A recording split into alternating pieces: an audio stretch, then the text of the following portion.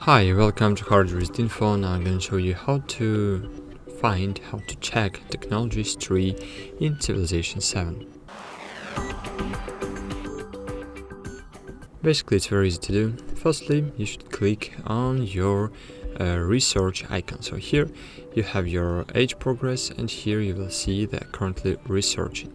If here you have a nuclear or atom logo, it means that there is no science you're researching right now.